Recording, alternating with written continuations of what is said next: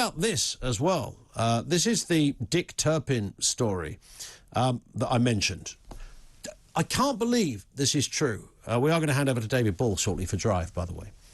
A Tory MP has said that calls to change the name of the Dick Turpin ride are the most ludicrous things I've ever heard in my life.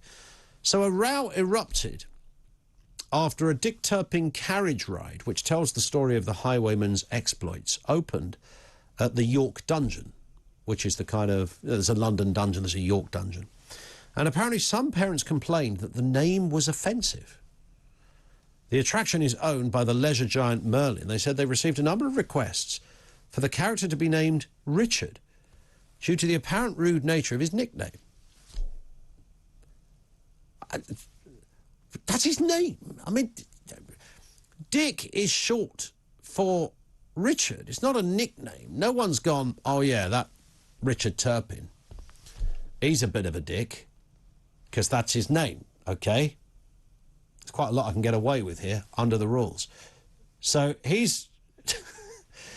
his name is literally Dick Turpin. The history books will tell you about Dick Turpin. He was the dandy highwayman that said stand and deliver.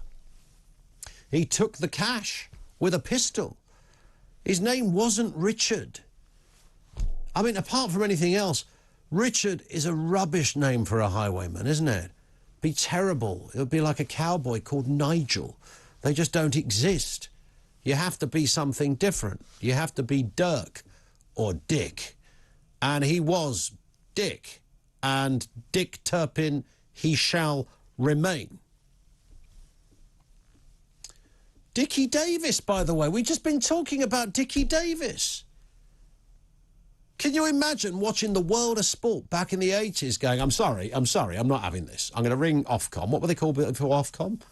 Were they called the IBA or something? Or there was a broad... Anyway.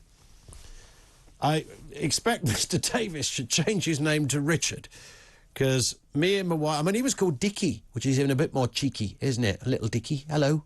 All right, Dickie. It's got something a little bit... Yeah, a bit cheeky about it. So I don't know who this pack of Richards are that have decided that Dick Turpin is offensive. And what was the process, by the way? Who turned up at the York Dungeon, which is all about kind of, you know, old history of depravity and torture and all the sort of things that went on? As I remember from the London dungeon, there's all sorts of horrible things in there that were done to people back in the old day, ye old torture habits that would have happened. Who walked in there and said, I'm sorry, I can't have this. I'm going to go... Did somebody actually go, could I see the manager, please? I want to talk to you about the Dick thing. Did they say that?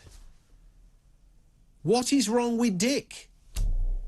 David Bull is here on that point. Good afternoon. Good afternoon. I've just walked in on that conversation. It's mental, isn't it? Well, I don't know what you're talking about, but I assume you're talking about wokeness, are you? Yes, there's at the London or the York Dungeon. There's a Dick Turpin carriage ride you can go on. Because that's his name. Some parents complained they didn't like the name Dick because they thought it was offensive, and they said it should be Richard. But what's happened to our society where everyone is so easily sort of frightened and worried and woke? I mean, I just think we need to push back, don't you? I mean, I look at that story, I think, do you know what? That didn't really happen.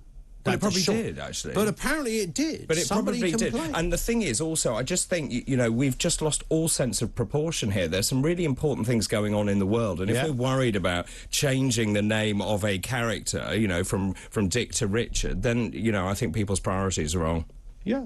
And again, you know, a highwayman, an evil highwayman, cannot be called Richard.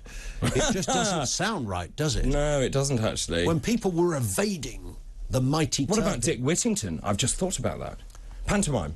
20 miles to London and still no sign of Dick. Yes. All of that. All that, you see, the thing is... It writes itself, this Yes, stuff. it does. And, of course, it's a very important part of our heritage and pantomime and all that. No, interesting, when I lived in America... We're going off on a tangent again.